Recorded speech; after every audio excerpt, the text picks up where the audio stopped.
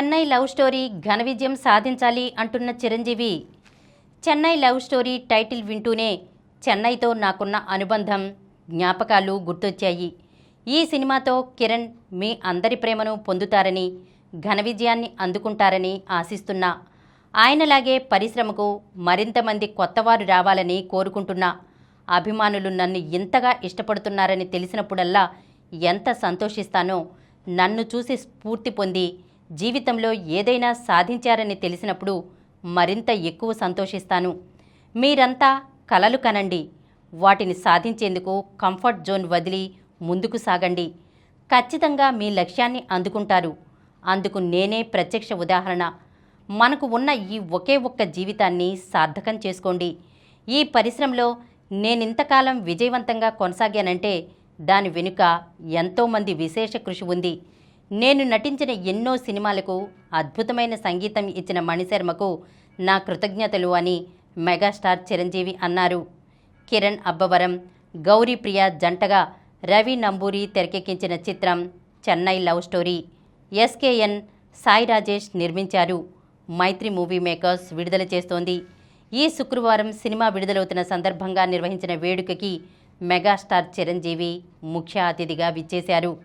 మా అందరికీ జీవితంలో స్ఫూర్తినిచ్చిన చిరంజీవి గారు ఈ వేడుకకు రావడం చాలా ఆనందంగా ఉంది.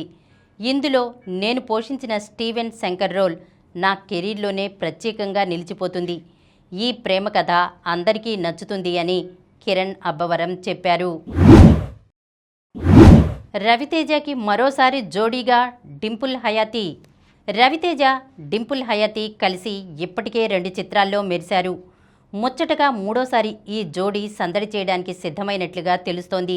రాజరాజ చోరా, స్వాగ్ చిత్రాల ఫేమ్ హసిత్ గోలీ దర్శకత్వంలో రవితేజ ఓ చిత్రం చేయనున్నారు. దిల్ రాజు నిర్మాణంలో రూపొందనున్న ఈ సినిమాలో శ్రీవిష్ణు మరో కథానాయకుడు.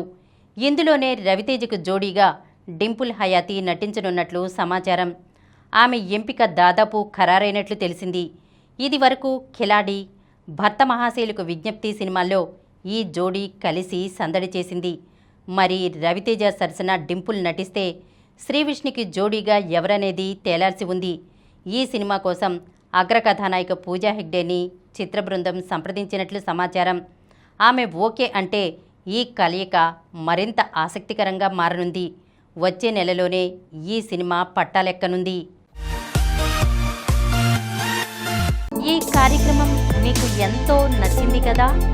ఇటువంటి మరిన్ని వీడియోల కోసం అనతి కాలంలోనే 21 కోట్ల వ్యూస్ సాధించిన సమరం ఛానల్కు సమర్పించు సమరం సినిమా ఛానల్కు సబ్స్క్రైబ్ చేయండి, లైక్ చేయండి, మీ ఫ్రెండ్స్కి షేర్ చేయండి.